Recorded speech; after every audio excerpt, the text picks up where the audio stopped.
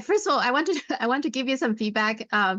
There were a lot of discussion the last time when we were talking about cognac, brandy. So I think many Mm. of my audience, they are a little bit elder man, so they like that kind of discussion. And plenty of people agree with you, saying Spain has better brandy.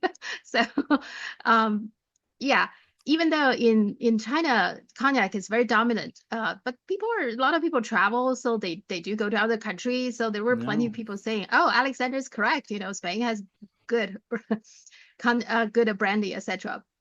So I myself finally figured that out. Okay, so brandy is made of grapes, and whiskey is made of grain, right? And then bourbon is made of corn. That's I right. I got that. That's right. That's right. Yeah. That's right. That's right. Do you know? I just thought about. So there in the U.S., the two parties constantly trying to figure out what kind of people they should be working with. Who are more likely to be Democrat, who are more likely to be Republican.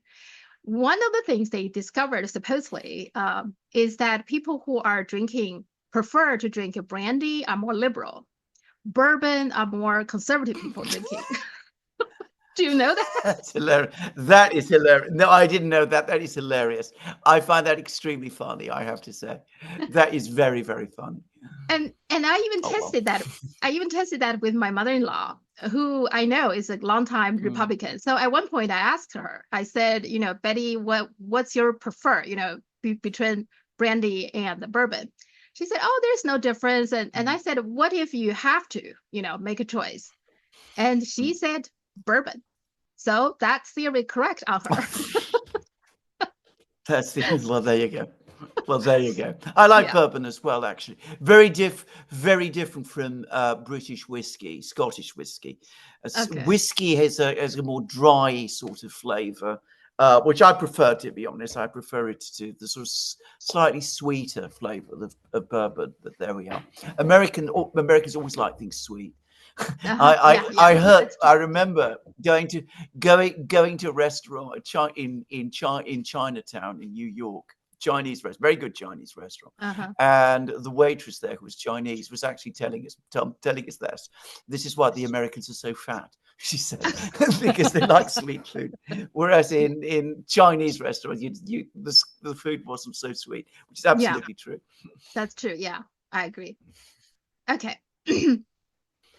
Let's start with the BRICS. I mean, we have talked about this before. Yeah. So far, have you, what's your general impression, and do you find anything surprising so far? I found one small thing surprising, and it may not be of any great significance, but it is something that is different, which is that when Putin met the Chinese delegation, he referred to them as friends, and then he called them comrades. Now that Okay. is unusual. Hmm. I mean, bear in mind the Russian word "comrade" is "tovarish," which absolutely has has a resonance of the old fraternal friendship between socialist nations and whatever. So I mean that was unusual, and it was distinctively different from every other delegation that he greeted. Hmm. A few things to say about the BRICS. I mean, it's only the first day. They've all had a first private meeting in which just the leaders themselves were gathered together. Um, then Putin has been meeting with them each individually. Very warm meeting with Modi. Very warm meeting with Xi Jinping. The meeting with Xi Jinping came after the meeting with Modi, which seems to have been important. In every instance, when Putin has met with a delegation from the BRICS, with any of the leaders from the BRICS, he has been accompanied by a mass of officials. So it's not just one to one. There has been lots of other Russian officials participating. And I noticed that one constant presence was the governor of the Russian Central Bank, Elvira Nabiullina. And I assume that the reason she is there is because the primary topic of discussion is how to set up a finance and payment system bringing together the various BRICS states. And there's been a lot of discussion about this. So, those are, the opening impressions. Everybody looks very friendly. Everybody looks very happy to be there.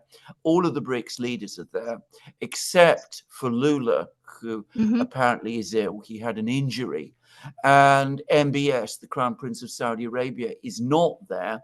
And we're told that the Saudi foreign minister will be there. But he wasn't there at the first meeting, the private meeting. So presumably he's still on his way.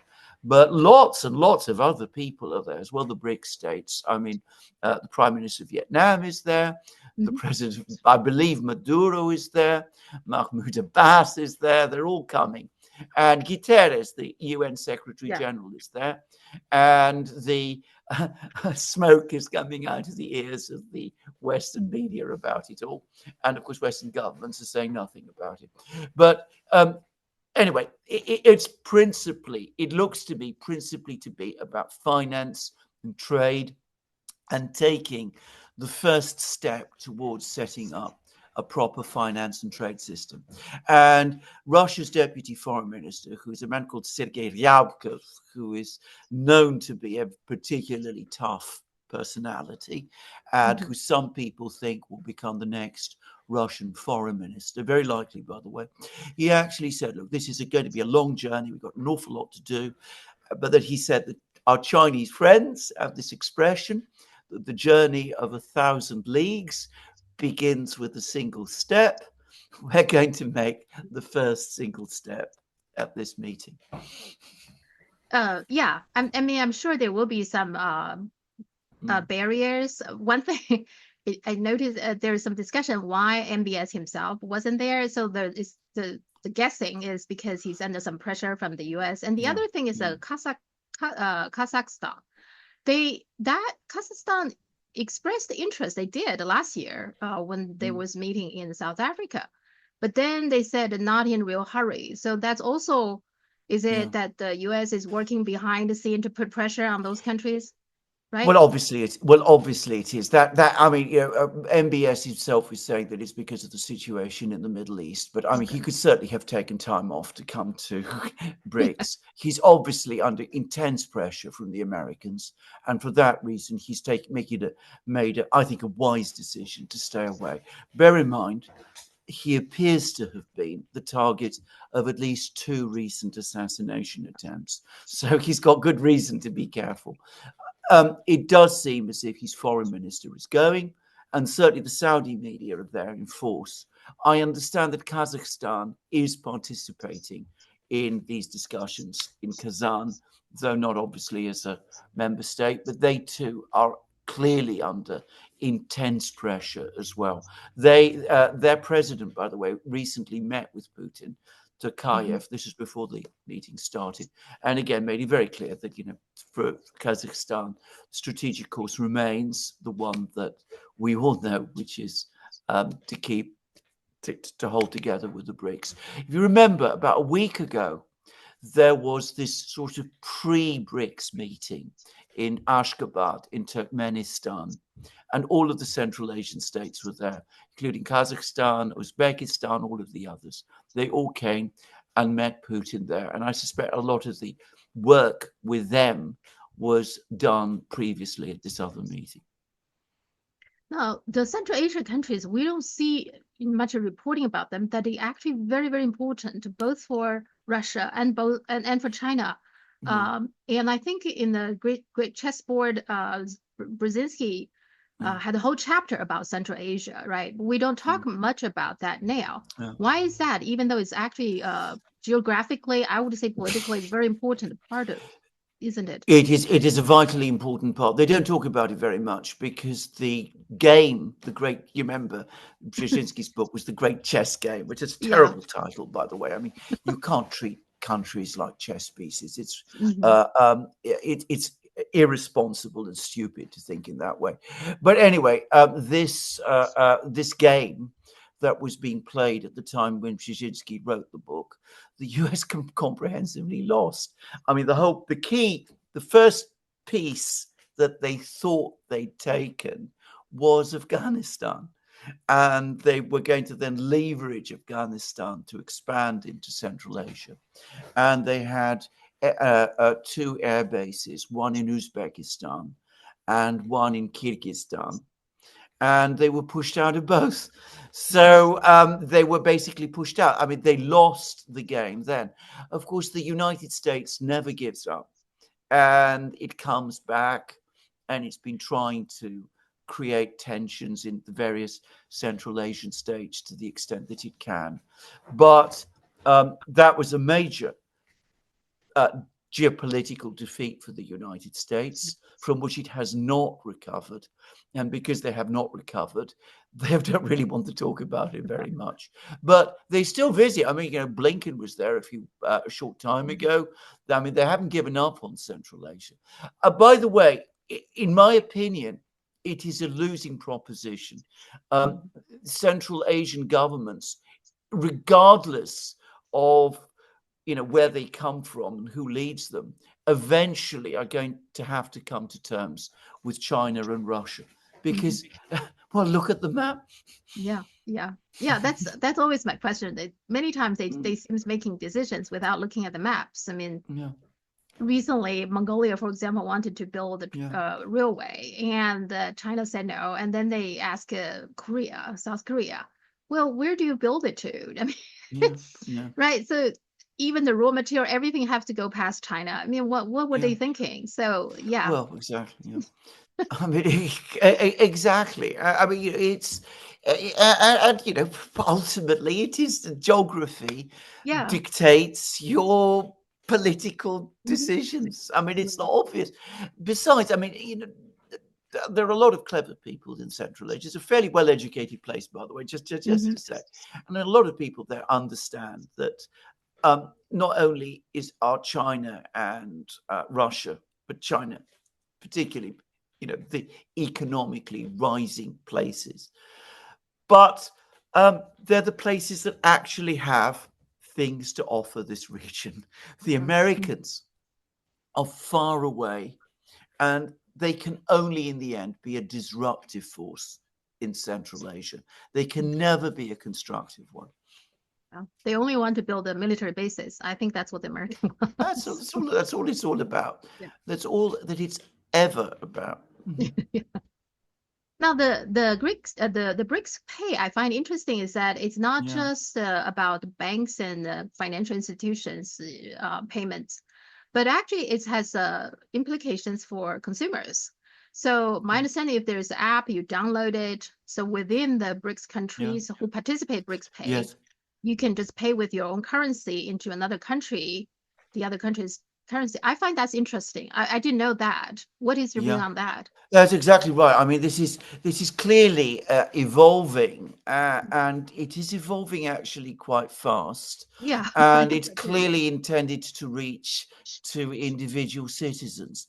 By the way, again, I don't know whether people in China are aware of the fact, but there is an awful lot of talk in Russia about how this whole system is ultimately going to be built around SIPs. Now, I don't know whether you know what SIPs is, but SIPs is a system that China began to set up in 2012 and then perfected in 2015, which is intended to make it easier for the RMB to be used in external trade.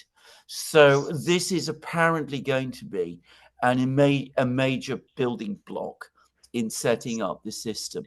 I mean, SIPS has evolved itself fairly slowly, but apparently, it provides infrastructure, technical infrastructure, which is going to be used for this, because as the Chinese are ahead of everybody here, because as I said, they've been working on it for longer than anyone else has done. Yeah, I mean, it looks very similar to like Alipay and WeChat Pay that I've been using, and it is really convenient. I mean, it makes me actually want the US to join the BRICS, because then it's make my travel easier.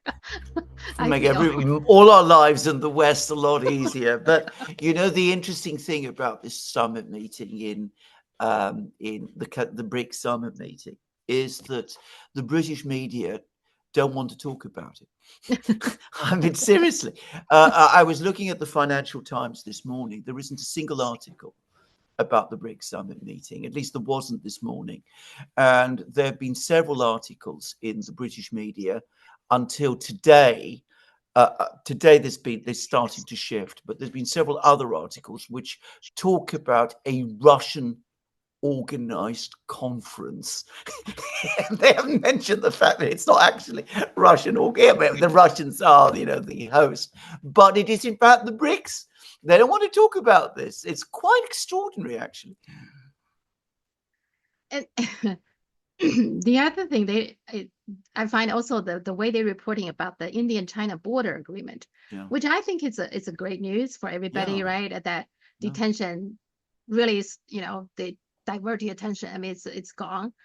So both sides, I think they're still working on the details, but they do agree to withdraw. Both sides withdraw the militaries. So which I thought is great news. But if you look at the New York Times, for example, this is what the New York Times said. Any thaw between India and China could have global implications as the United States courts New Delhi to act as a counterweight to Beijing. So you see, for them, this is not about peace.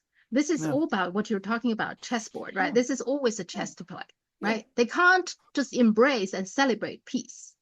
They can't exactly.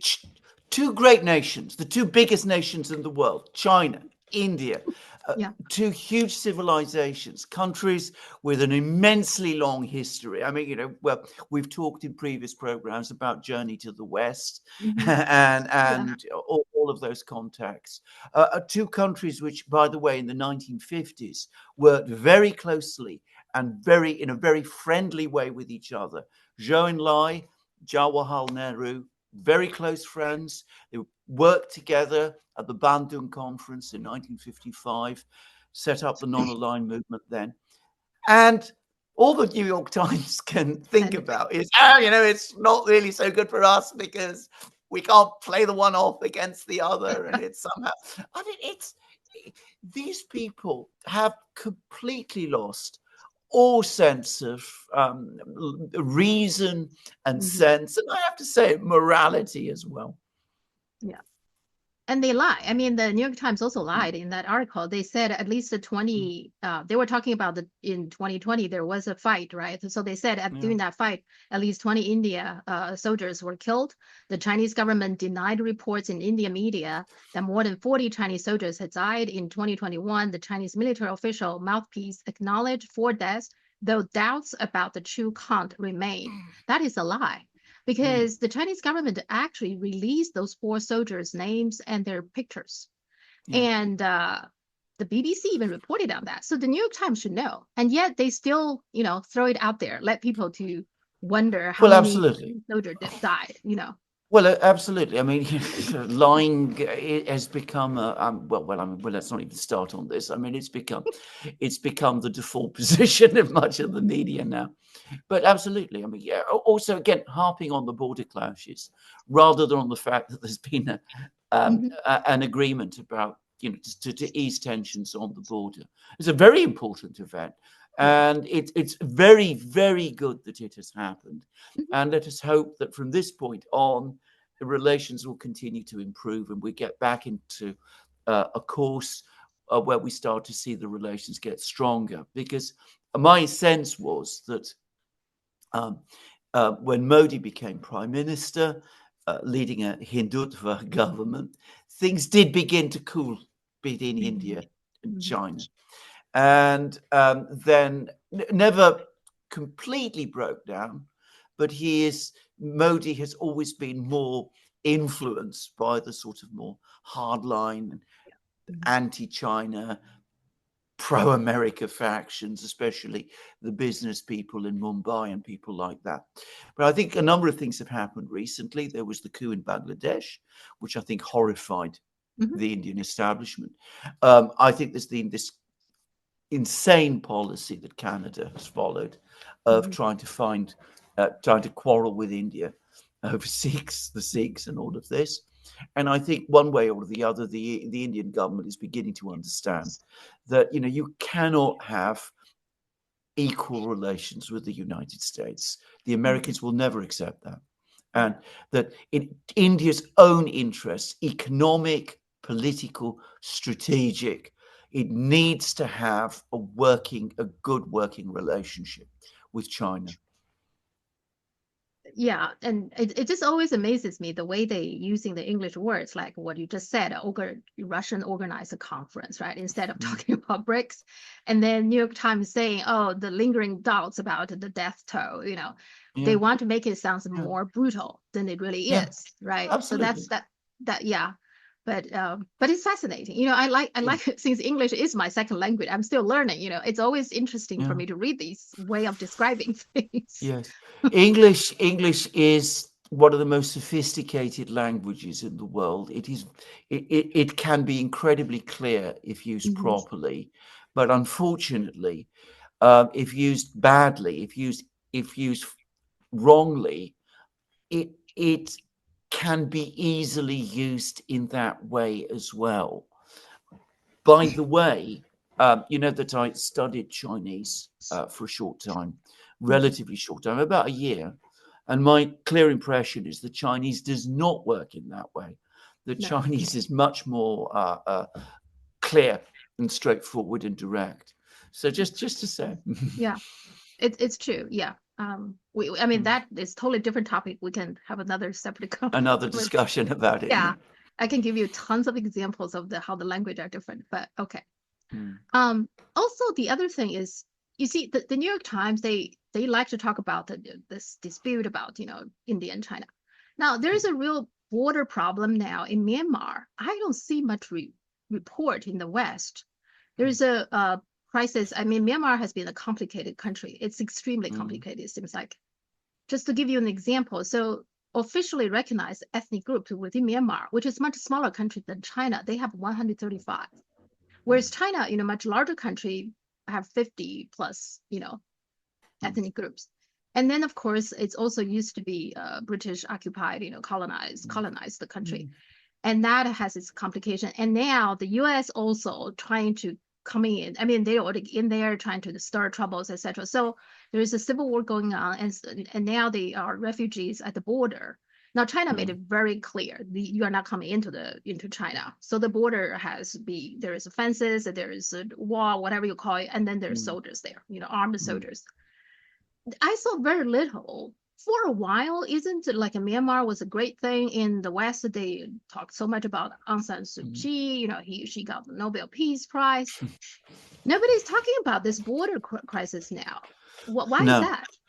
No, they don't want to do that because, well, first of all, they are worried about the overall political orientation of Myanmar.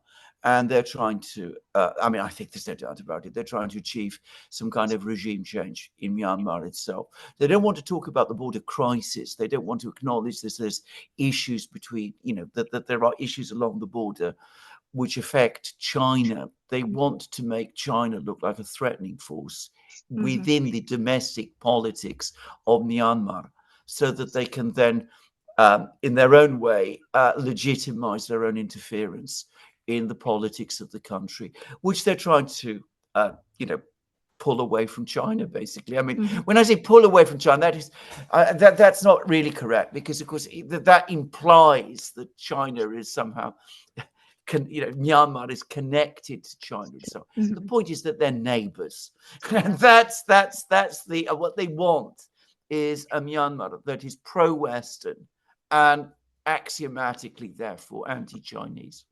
Yeah. And they never talk about when they talking about Myanmar, and now they don't. But even when they do talk about the Rohingya genocide, for a while they were talking about that. I find it's remarkable they never tell you the history about the Rohingyas, right? It's also another legacy, the bad legacy left by the British, isn't it? Yeah. That the Rohingyas are coming from Bangladesh. They took the British took them there to fight the Myanmars, right? Yeah. And that's where this root of the hatred started. The Myanmar people versus the Rohingya. The Myanmar people think Rohingya are the invaders, right? They are colonizers. So that's but you don't read that at all in the West. No, you never do. You never do. The British have this wonderful ability that they exist, and the Americans too, that everything only happens in the present. There's never any history or historical context about that. So if there's a crisis in Myanmar, it's entirely, you only explain it by related to the events of today. You don't look back. You don't ask yourself what the British themselves had previously been doing there. By the way, and just to let your Chinese, your viewers know, one British official who was present in Myanmar in the 1920s was a man who subsequently became a writer, and that was George Orwell. And Oh, okay. he worked in the British Imperial Police in Myanmar, Okay. and he developed many of his political ideas and beliefs as a result of his experiences there. I'm just saying. That's interesting. Now that makes sense if you think about what he wrote, right? He observed it Exactly. firsthand. Okay. Yeah, yeah. It's a little known aspect of his Uh-huh. past, even though one that was extremely important to him Important, yeah. personally. He Oh. even wrote a book about it, Mhm. which is never read. Well, I'll look it up then. It sounds interesting. All right. I do want to talk to you about the nuclear thing. Before Yeah, that, North Korea sent 12,000 troops in Russia. Supposedly they get some training and then they're going to deploy to the Russia and Ukraine war. Now that is kind of expand the war because so far, even though yeah, NATO is heavily involved with yeah, their mercenaries and with their weapons but there is not official troops deployed yeah, there. But this is official foreign and then third country, right? Join. yeah. So what's your take on that? Well, first of all, North Korea has denied it. They've said that they're not sending any troops to fight. And I think this is almost certainly true, by the way. What I think is happening is this. Well, first of all, can I just say that from a Russian point of view, and I'm talking now strictly a Russian point of view, this makes no military sense. I mean, North Koreans do not speak Russian. I Yeah. mean, the Russians do not speak Korean. So, in what language are these two armies going to communicate with each other in? They have no experience, no recent experience of training together. They have little understanding of each other's doctrines or organization.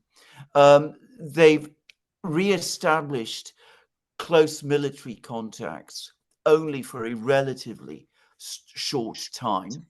And given the sensitivity of any such step, surely both the North Koreans and especially the Russians, perhaps, would want to get China's view before doing something like this. And there is no hint of that. So, what I think is happening here is I think that probably there are North Korean troops who have gone to Russia. There's recently been a defense agreement reached between Mhm. Russia and North Korea.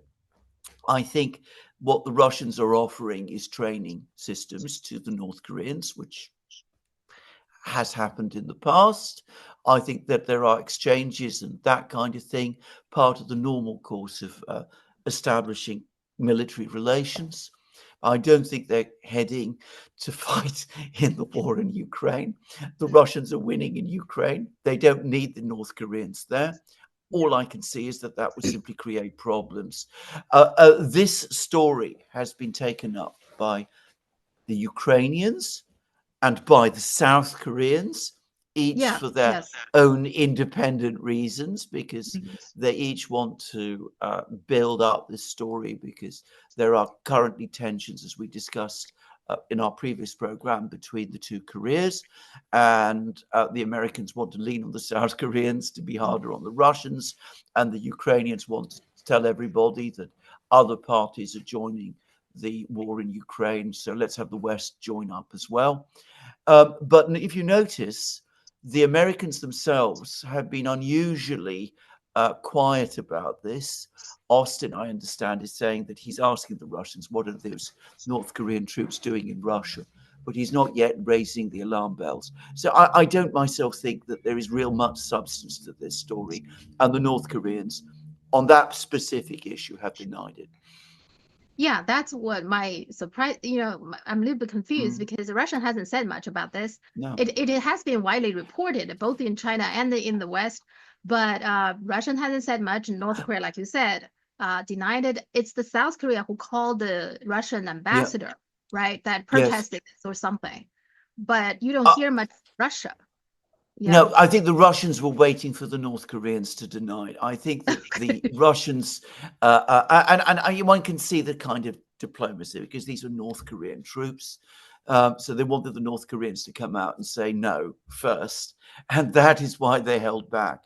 But again, I think at a government to government level, it is inconceivable that something like this would be happening without the Chinese government asking the North Korean and Russian governments, please tell us what is going on. Yeah. And I think that the Russians will certainly have given assurances to China before the BRICS summit in Kazan. I mean, I cannot imagine that a country that has worked as carefully to set up the BRICS summit as Russia has done would have done something like this. And I certainly don't believe they would have kept China in the dark, just to say.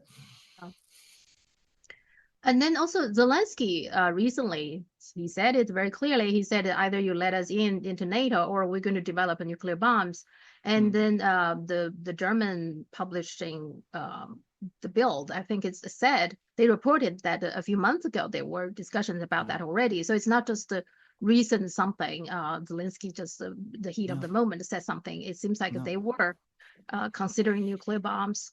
Now, Ukraine is signed the non-nuclear proliferation treaty, which in Mhm. principle is subject to IAEA inspection.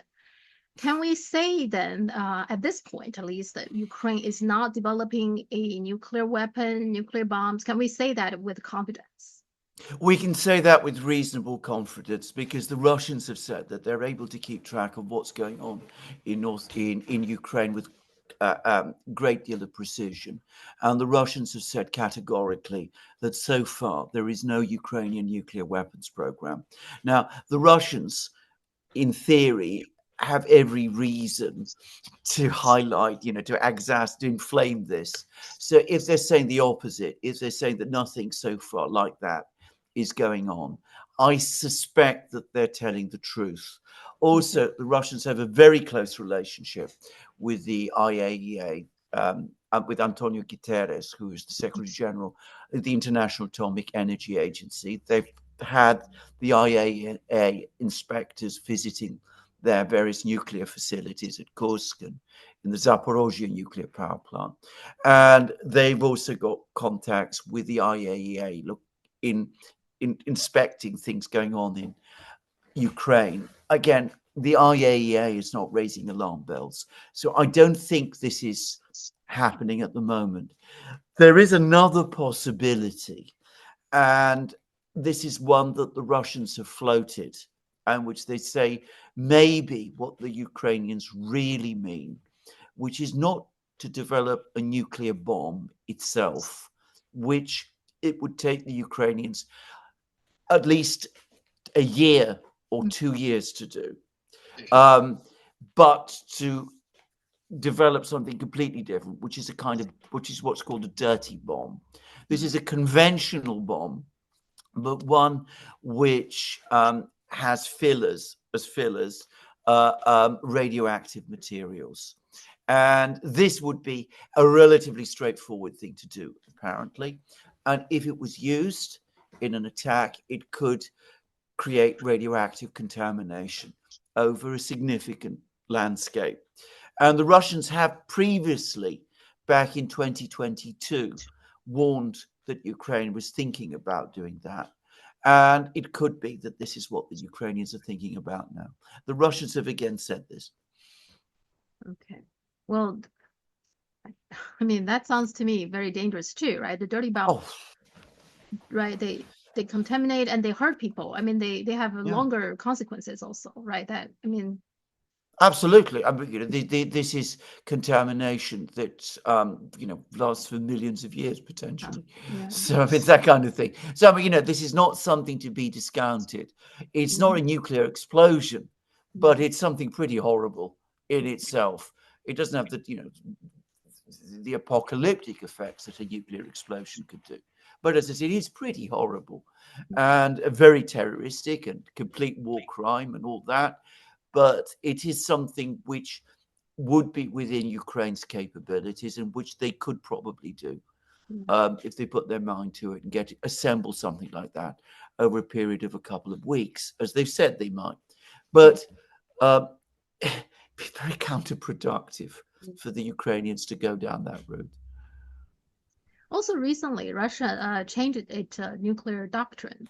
So Mm, I looked it up. So the main difference, the old one said, under what circumstances will Russia use nuclear weapons? So the old one says only if conventional attacks threaten the very existence of Russia's state, which is pretty high threshold.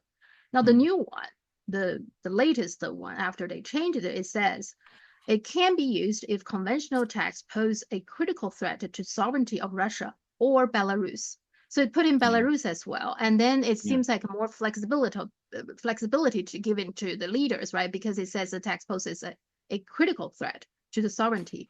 So that seems much more loose Yes, condition, right? Is that it, it it is absolutely correct. It is a lowering of the nuclear threshold, okay? and the Russians have made it clear that the purpose of it is to reestablish deterrence, because the Western powers are repeatedly saying that the Russians will never use nuclear weapons, and this has encouraged the West to do whatever it wants, basically in Ukraine, and the Russians have been getting increasingly alarmed about this, and are worried that eventually a situation will arise when they have no choice but to use nuclear weapons.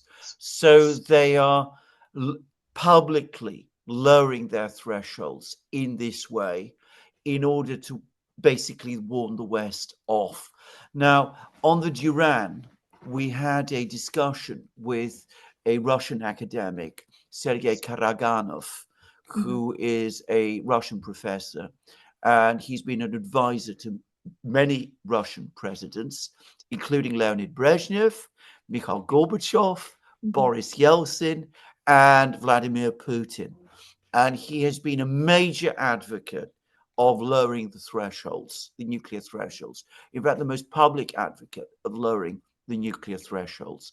And he has said that keeping the threshold as high as it had become, which was a legacy of the period when the Soviet Union had major military dominance in Europe in conventional forces. Keeping it at that level was actually dangerous and was undermining peace and was causing the West to take risks and to gamble in a way that um, was putting the world at risk of a nuclear war. And he has explained his thinking, which is the thinking that's reflected in this document, extensively in that interview that we did with him on the Duran. Recently China conducted this test for intercontinental ballistic Yeah. missile, right? It seems like there's more to it. We learn more about it now. So apparently, China has been pretty frustrated recently because, among other things, so Biden approves 567 million in defense support for Taiwan. This has just happened recently. And of course, U.S. is behind the crisis, the tension in the Korea Peninsula. And Mm. of course, they always stir trouble in South China Sea with the Philippines. It's like, and of course, Myanmar. Many Chinese believe the U.S. is behind that too. Yeah. And so it seems like the U.S. will never stop just circling China with all kinds of troubles and all that. So China kind of like Mm. had it, and they feel it feels the need to warn the U.S. So Yeah. this is what the U.S. calculation was interesting. I read a pretty good article about this. Is that the U.S., which I largely agree, the U.S. political class, they like to gamble. They like to calculate the best scenario for the United States. So the best scenario for the United States right now, the U.S. Doctrine, nuclear doctrine is first use policy. They said that the United States maintain a policy of calculated ambiguity regarding the first use of nuclear weapons. What it means is that calculated ambiguity, which it means nobody knows when the U.S. is going to use it. They can use it whenever they want. So now with that, the U.S. will, of course, when they see fit, will use the first strike. The U.S. calculation is that now China already told the U.S. many times that we can fight back. You know, we don't have as many war clear heads as you are, but we have enough to hurt you. But U.S. doesn't actually believe that, in the sense that U.S. believe the first strike they can take out all those stations or silos that China has. For one thing, U.S. has more deployed nuclear warheads, like they have a 1,600, and Russia has an equal amount. And China in total has about 500 nuclear bombs, and there's nobody knows how many they are deployed, ready to go. The U.S. calculation is that it's not that many, and we can take them out with the first strike. There are actually people in Washington believe that. And then even let's say you get something ready to go after the first strike, U.S. and China is so far away. China doesn't have the military base, so China, the missile cannot reach to the United States. And if it's getting closer, U.S. can intercept that. So the test, the intercontinental ballistic test that China conducted is the answer to all three of them. China conducted this from a military truck, which means it's actually very, very flexible. It's not easy to detect. You can't easily bomb them because they can scatter anywhere they want. And then the missile can reach 12,000 kilometers, which is the distance. Definitely they can reach the United States, continental US, and it cannot be intercepted. So that's China's answer to the United States with their best case scenario. China is saying, don't even try, forget about it. We can strike back. So don't even think about it. What is your take on that? I think you're exactly correct. I mean, the one thing I would say is, you said at the beginning that China is frustrated. I think that was a very, very polite way of describing what China's feelings must be. I think the Chinese are much more than frustrated. I think what the Chinese government is seeing is a government in the United States which is reckless, that takes dangerous risks all the time, that is constantly pushing and provoking where it doesn't need to, and is always itching for a fight. And the only way to deal effectively with a country like that, with a government like that, is to demonstrate extremely strong deterrence. Ultimately, it's not so different from Russian thinking. The Russians, of course, have an enormous nuclear force, which is a legacy of the Cold War. But they've been busy updating it as well, again for the same reason, because there was a lot of talk a couple of years ago about the Americans being close to developing a first strike capability. So inevitably the Russians feel obliged to respond. And at the same time, with all of these threats and all this talk about how the Russians are only bluffing, they've been forced to do something they would not have done by themselves, which is lower their nuclear thresholds. Now, if we go to China, the Chinese case is in some ways, from my personal perspective, a deeply frustrating one, because I don't get the impression that China 5, 10, 15 years ago had any great plans to become a nuclear weapons superpower. I mean, I agree. The Americans were, the Russians were, legacy of the Cold War. But China's business was business. It was just getting on, building up China, making the Chinese people more prosperous, exporting to the world, doing all of these things. I don't think they had any interest in doing all of that. But you described very precisely, correctly, all of the constant provocations that China has to face, and all of these constant discussions that take place openly in the American media about how to wage war against China. And we would discuss, was it 2 weeks ago, the American naval plan for a Oh war yeah. against China Yeah. in 2027, other plans for first strikes against the small number of Chinese long-range missile installations. So what do the Chinese do? The only thing they realistically can do, which is develop their own strategic deterrent capability. And again, I suspect that the Americans, with their usual arrogance and short-sightedness, said to themselves, the Chinese won't be able to do this. We've got a long period of time before the Chinese can. It's going to take the Chinese at least a decade or 2 decades.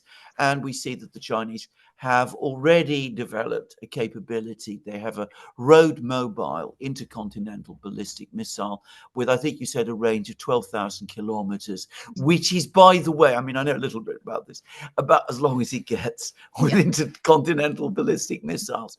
So,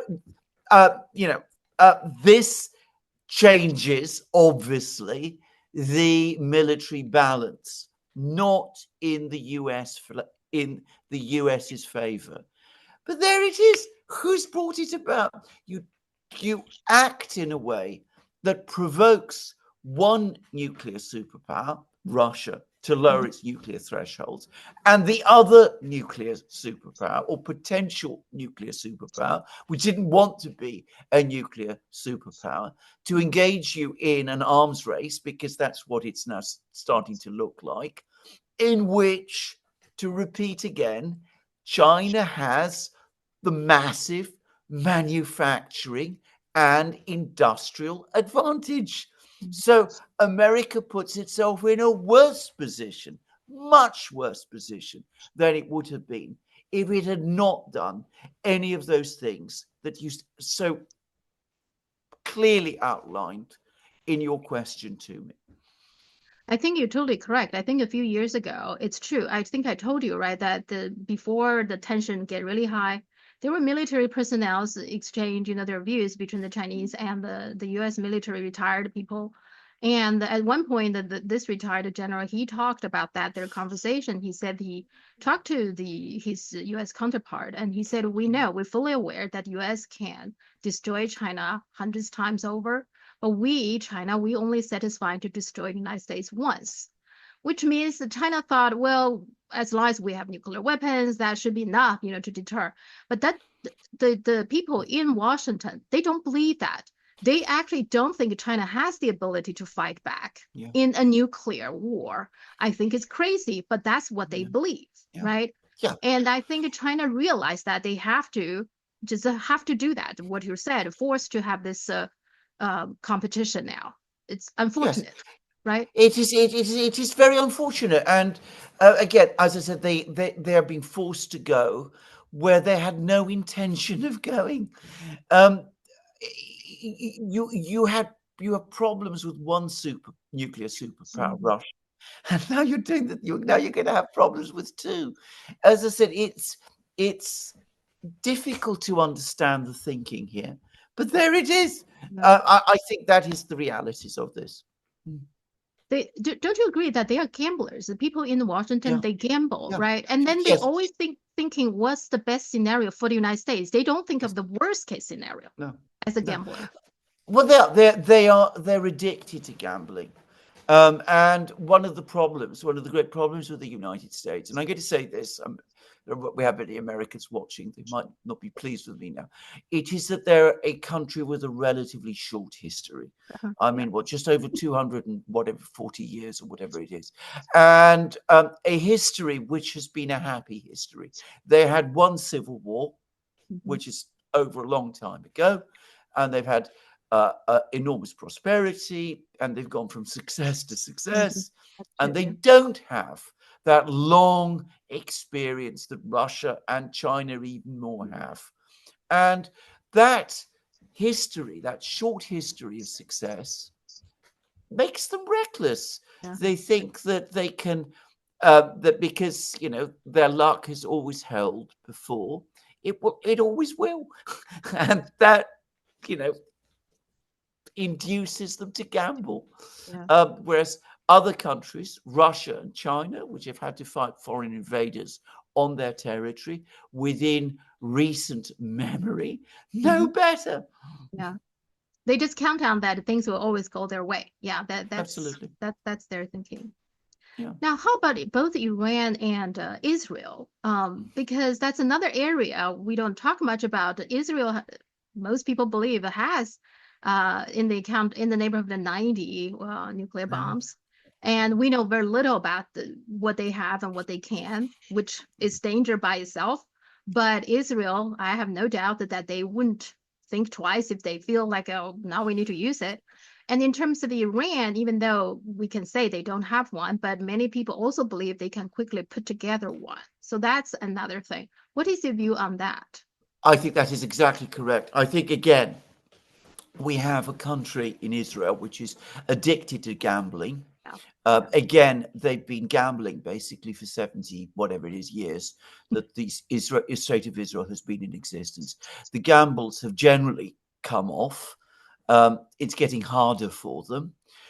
Like a gambler who's been successful in the past, but who's now seeing their luck turn, their instinct is to double down and triple down and gamble even more recklessly. And we see that. So they're now starting wars in Gaza. We've discussed that in many programs. They've now extended that war to Lebanon, where they're attacking all the time, killing people. And as far as I can see, achieving nothing. They're killing lots of the leaders of Hezbollah, but we can see that Hezbollah continues fighting. They're now talking about attacking Iran, even though Iran has shown that it has a capability to attack Israel. And always, if you read the Israeli media, which I do, and I can only read, by the way, the English language Israeli media, which I understand is much more careful in its language than the Hebrew language Israeli media, where the Israelis set out their real ideas and their actual thinking. Well, even the English language media, you see apocalyptic thinking, preparations for doing the most extreme things, a dehumanization of their opponents, who they clearly are prepared to kill in colossal numbers, and frankly, a readiness, exactly as you said, to use nuclear weapons. I mean, the whole behavior of Israel over the last year shows that they would have no moral inhibitions about using nuclear weapons. So Iran, which is the ultimate objective, what are they saying to themselves? They say we have a country that is out of control and incredibly dangerous, and we have to take precautions. If the Israelis are coming for us, then we must be prepared to protect ourselves. And how do we do that? By acquiring a nuclear weapons capability. What choice have we got? Yep. And of course, North Korea also has nuclear weapons, and they also have long-range ballistic missiles, right? So I mean, that's Well, another can I just say, because again, it was the same, right up until the 1990s. We now know North Korea had no plans to acquire nuclear weapons. You can find all of this set out now. It's academically archived and established. There were lots of rumors before the 1990s that North Korea was working to nuclear weapons. Wasn't true. And they came to this deal with the Americans, as they thought in the 1990s, that they were not going to dismantle various nuclear facilities, and the Americans were going to provide them with water-cooled reactors and all kinds of things like this.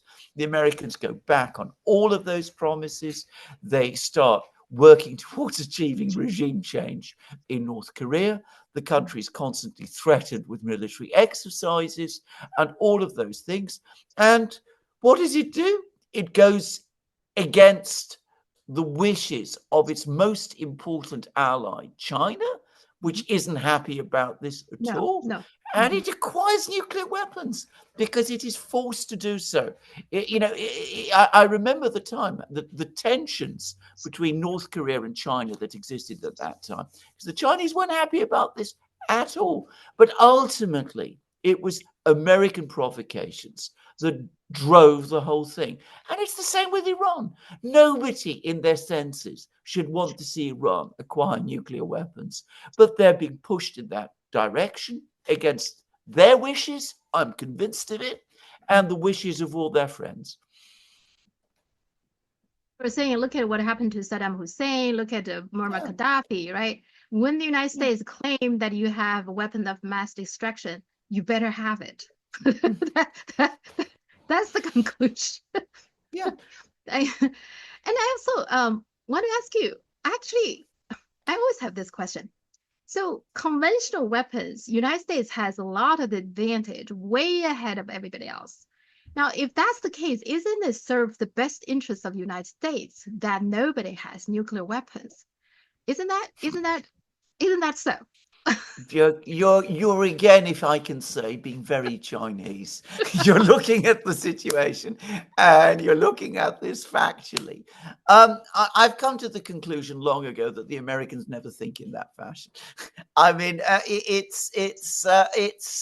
they never make those sort of calculations.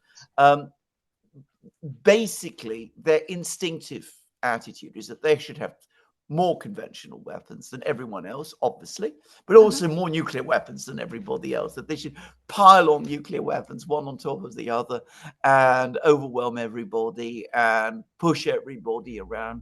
And the one thing Americans never, ever, ever do is ask themselves the question, what does the other side actually think? What are their concerns? What are their worries?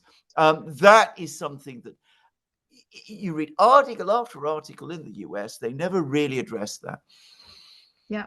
But logically, I would think that's the conclusion, right? When you have way ahead of everybody else conventional weapons, you would want the whole world. Nobody has nuclear weapons, right? Well, exactly. Yeah. Well, exactly. But if you look at, I mean, again, I read when I was years ago a lot of Chinese philosophy, Kung Fu Lao Tzu. You'd see all of this. You'd see that logical thinking there is there, which it is, by the way, especially. But of course, Americans they beat to a completely different drum, and this is something which I think a lot of countries around the world find very difficult. I mean, the Russians have this this word that they use about the Americans. I don't know the Russian word, but I know what the translation is, that the Americans are agreement incapable, that they cannot agree because they cannot understand that the other side has a right to its point of view. And they also never feel bound by the word they have given. The Middle East. Now, whenever you need to go, just let me know. Okay. Yeah. Okay. Now, the Middle East.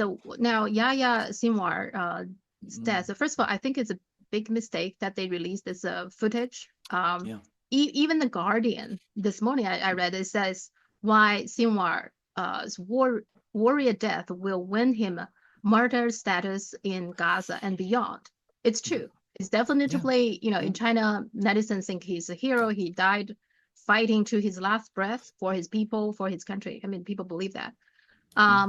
But anyway, so now what's next? Seems to me Israel is now cutting all the humanitarian aid to Gaza. Are they going to starve everybody to death? Is that next? Yes, I think that's exactly where we're moving. I think step by step, Israel is moving towards, frankly, apocalyptic and genocidal positions. Now, can I just say, I completely agree with you about the mistake the Israelis made in releasing the film of Sinwar's death. I think it was a terrible mistake. And I again, it demonstrates how completely blinded by anger the Israelis have become, that they should make a basic and simple mistake like that. But anyway, there we are. many people have made the point that the Israelis had built up Sinwar into this monstrous ogre figure. They've managed to kill him in the circumstances they've shown us, but at least they have killed him. This is their opportunity to call a stop, to say we've accomplished our mission in Gaza. Let's now try and get out of the hole we're in and try and have ceasefires in Gaza and South Lebanon and with Iran, and try and bring this terrible situation, which is bad for us, to an end. Instead, they become, I could just say it, I mean, they become bloodthirsty to a degree that is just incredible. There doesn't seem to be any slaking of their appetite for violence. And they're just pressing on. So they're escalating in every direction that they can. They're becoming incredibly dangerously overextended, and they're drifting towards a war with Iran. And I get the sense that the Iranians themselves have come to the conclusion that a war between themselves and Israel is now inevitable. Yeah, and I also find that Israel doesn't seem thinking when they do these kind of things. No. I guess they were very happy they killed him, and then they forgot. Actually, they made a lot of lies about the Hamas leaders in the beginning after October happened. They said the Hamas leaders, at one point, they said they were all in Qatar high-end hotel, remotely controlling what's going on in Gaza. And then they said, oh, these people, they always hide among the civilians. And they are hiding deep in the tunnel. None of them were true when you release the footage. They forgot they made those lies, right? I know. Exactly right. Lots of people pointed that out in the, it's a lot of discussion in the Chinese social media. Oh, it's interesting that people are saying that, but but it's true. It is absolutely true. So, I mean, they're drifting into, I mean, I've never seen anything like this before. I mean, it's, as I said, it's a kind of bloodlust. Yeah. I'm sorry to use this language. I don't like to use this language about a country and a nation. But certainly it seems to be true about the leaders of the leaders of Israel and the Israeli government. They become, as I say, blinded by their hatred, and their violence is just escalating. And nobody seems to be able to restrain them or to talk sense to them. And of course, I get the sense the Americans aren't even seriously trying. Yeah, I guess if they are going to starve everybody to death, we would just, the rest of the world, we're just watching it live, I guess. Well, indeed. And what a catastrophe that will be, obviously, first and foremost, for those poor people who starved to death, but ultimately for the people of Israel, who will have to carry the weight of this crime forever. Yeah. And then the United States would totally be discredited if United States lets that happen. Yeah, absolutely. It's we will see. I know you're in a hurry, so one more thing. I also want to ask you about Britain, right? So not that long ago, Keir Starmer. So what's the deal with this Chagos Islands? So there's some controversial about how Keir Starmer handled that. Can you explain that to me? Oh, this is a wonderful tale of British imperialism and duplicity and all of these things. Right, the Chagos Islands are in the Pacific. They're a little place in the Pacific Ocean. The British occupied it. They brought people from various places, I believe mostly from India, but I'm not sure where. But I mean, they're not the indigenous people of the Chagos Islands, but they brought them there to live there and to work under basically semi-slave conditions in local plantations and doing all of those things, the sort of thing that the British did but never like to talk about today. Anyway, so there they were, those people living on those islands until the 1960s, when the British decided, or rather the Americans decided, that they needed an enormously powerful and enormous airbase in the Chagos Islands to dominate the Southern Pacific, and first and foremost, by the way, but this is the mid-60s, mind you, to deter China. I mean, exactly. I mean, at that time, I mean, already you see China was being spoken about then. So they go to the British. They say, we want to build this base on this island. The British, of course, agree. The British then round up all the people that they brought to the Chagos Islands and deport them. Most of them end up in Britain. They have a very, very hard time here. The mortality rate among them is terrible. It's then gradually acknowledged, largely as a result of anger and sense of guilt by many people in Britain itself, ordinary people, and also by members of the British legal community, that what was done to these people was outrageous and wrong. I knew, by the way, the leading lawyer who represented the Chagos Islanders over many, many difficult years, long, difficult court cases. Eventually, it was acknowledged that these islands, these islanders have been treated abysmally. So they've been compensated, which is, of course, long after the event. There's been a decision made that they have a right to return to the Chagos Islands, but this is, well, 50 years, more than 50 years after they were removed from there. Many of them have completely lost whatever connection to the Chagos Islands that they had. This has been a hugely embarrassing episode for the British. So what did they decide to do? The Americans want to keep their base. They're worried about the fact that the British have made all these decisions with the Chagos Islanders. The British decide that they're going to dump this problem onto the Mauritius. So they hand over the island to Mauritius, which did have a historic link to the Chagos Islands, but which was never, and this is an important thing to say, never an administering country. I mean, the Chagos Islands, as I said, in the past were completely uninhabited, before the British came. So they handed over to Mauritius. And the result is a huge outcry in the media here in Britain, amongst especially the imperialistic, unreconstructed, right-wing media, about the fact that we've handed over this island, this important British territory, to Mauritius. We've given up another part of the empire when we didn't need to. And what have we done?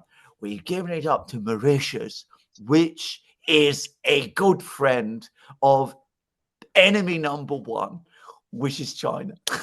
So it always comes back to that. Ultimately, it comes back once more to the issue of China.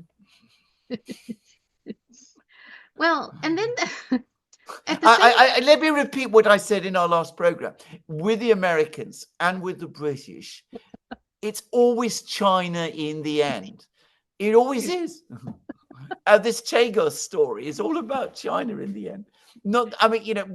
All kinds of crimes and things are done there, ultimately because of some fictitious, imaginary threat from China. In the mid-1960s, China dominating the South. I mean, it was absurd then. And today, as I said, it's a terrible betrayal that we've handed over this island with this important base to Mauritius, because Mauritius has good relations with China, which must mean that it is unreliable, a Chinese ally, and who knows what it will do to the space. Tiny Mauritius will boot out the Americans, apparently. Isn't it exhausting? When I listen to it, it's exhausting. They're always thinking about this. United States in particular could have a very easy life, just enjoy the life here. There are plenty of natural resources, plenty of land. It's far away from the Eurasia, the big problem there, but they just cannot enjoy life, but they have to make their life so complicated. And well, you're completely correct. And of course, the amount of energy, mental energy and psychic energy that is wasted on this. We're going back to Brzezinski's book about the grand chessboard. Instead of thinking about your own problems in your own country, you're thinking about the moves you're going to make on this chessboard. As you correctly said, I mean, life could be so pleasurable and so easy, but we're wasting our time worrying about the fact that Mauritius, tiny Mauritius, has good relations with China. Why wouldn't it want to have good relations with China?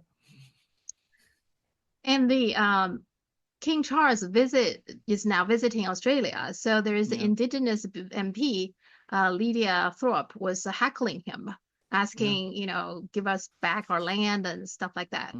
What's the reaction in Britain about this? And are people talking about the future of the Commonwealth? Are there any discussions? Right. Well, let's start with the first thing.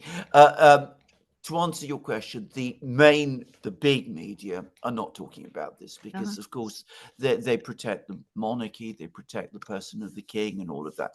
If you're talking about independent media, to the extent that it exists here in Britain, and what you see on tweets and places like that, people are talking about it and they are aware of it, and they are. I mean, one mustn't characterize most British people by the sort of lunacies that you read in the Daily Telegraph and the Daily Mail. Most people in Britain who do think about these things, and many people in Britain do think about these things, are very ashamed about the history. I mean, there were the protests about the slavers that we saw a couple of years ago. People know about these things and they do care. And as I think I've said in previous programs, there's always been an anti-imperialist current in British life, and it has always come from below. And it's still there and it's still strong. And they're aware of what happened to the indigenous people of Australia, the terrible way they were treated, and they feel a significant guilt about this. So that current does exist, and it is there. The Commonwealth. Well, this is actually an interesting story, because up to the 1980s, the Commonwealth was a very big thing in Britain. There was it was talked about all the time. We had sports competitions every year called the Commonwealth Games. It was very much part of the life of the political life of Britain. The reality is, since the 1980s, it has faded away. It's very little thought about or discussed anymore. And it does exist, and it does have some kind of shadowy existence. But I don't think many people in Britain, apart from a few people at the Foreign Office and the court, take it very seriously anymore. I think that in 10 years' time it will have gone, and I doubt that very many people will notice. So Australia is in the Commonwealth right now, right? Is India still in the Commonwealth? No, yes, it is, absolutely. Oh, okay. It is. But if you talk about India, I mean, India is far more interested in being a member of the BRICS than it is about being a member of the Commonwealth. I mean, I mean, there used to be Commonwealth summits where the Indian Prime Minister always used to go. I never hear about them anymore. Okay. All right. So your prediction is in 10 years' time, it will be gone. It'll have gone. I mean, it will have. I mean, it's already faded into complete irrelevance. You never see it discussed any longer in the media here. Yeah. And there are a lot of countries. Canada is also in there, right? And well, then that will have. Yeah, go on. Well, then it will have some impact for these countries. Then they will have their own president and stuff like that, right? As they should. I ought to say that the Commonwealth is a complicated pattern of states, because there are countries like India which are completely independent but are part of the Commonwealth, which is a kind of club. And then there are countries that are dominions, in the sense that they're not republics. They're not fully independent states of Britain, at least notionally they're not. So the King of Great Britain is also the King of Canada and the King of Australia. He is represented in Australia and Canada by a viceroy, by a governor. who actually has the power to appoint and dismiss the prime minister there. In the 1970s, the Queen's governor in Australia simply decided that he didn't like the Prime Minister of Australia and dismissed him, for example. And at the start of the First and Second World Wars, the British King, in both cases, declared war on Germany on Canada's and Australia's behalf, despite the fact that these were supposed to be dominions. So they, as well as being members of the Commonwealth, they still have that connection.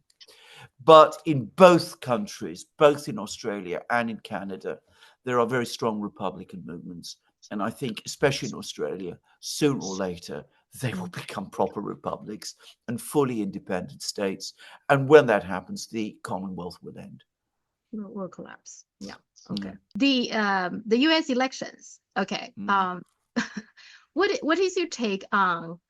I think there is a panic mode among the Democrat, but I just voted actually in yesterday. The day before yesterday. They have early voting. Now I have a problem with early voting because I think it's not fair. The Democrats promoted early voting a lot they think it, but the thing is, I feel like if this is a sport, if we say this is the starting point, then we should all start on November 5th in this year. But there were plenty of promotions about early voting, and then of course the remote voting, which is a mail voting. I feel like early voting working against the newcomers a lot because the incumbent people already know them. It is the newcomers that need time to let people know them, and then you lose that time. And some states they start a month early. A month is a long time, I feel like. And then in terms of mail voting, it's so easy to get fraudulent and things like that. So what is your view on that? Like a different. I agree with you completely. I absolutely agree with you. I think that both early voting on the scale that is being done now in the United States, and even more postal voting on the scale that it is being done in the United States, undermine the integrity of the entire election process. I feel more strongly about mail-in voting, massive mail-in voting, than I do, if I have to be honest, about early voting. Because mail-in voting is not only very, very open to manipulation, but it undermines, for me, the principle of the secret ballot, especially when you have all these extraordinary practices like ballot harvesting, which seem to go along with it. So I find it astonishing that all of this has been allowed to happen in the United States and has been done in this covert way, without any proper discussion, without, if you're going to change the electoral system, then you need to have a proper, full, thorough discussion of it, particularly when it's an electoral system which has worked after a fashion reasonably well until now. All you're doing is you're undermining confidence in the electoral system, and with good cause. Now, the pressure to do all of these things is coming from one side, which is the Democrats, and they're clearly doing it because they think it will maximize their chances in November, which it will. But all that they're doing is it's creating bitterness and anger on the other side, as we saw after the 2020 election. And potentially it's going to make that even worse. By the way, I agree with you about the sense of panic that is starting to spread. We'll see how far that goes. Well, because of their panic, so they use all their things that within their power to promote early voting and posting voting, etc. And this time, I'm just joking. I actually took a picture of my ticket, what I voted, and I actually voted the third party. I don't like either of the candidates for various reasons we talked about in the past. And I showed it to my husband. So my husband's conclusion is, okay, Virginia, if they come out and saying the Green Party get 0 vote, then we know there's a fraud because you voted 1 vote and you have evidence.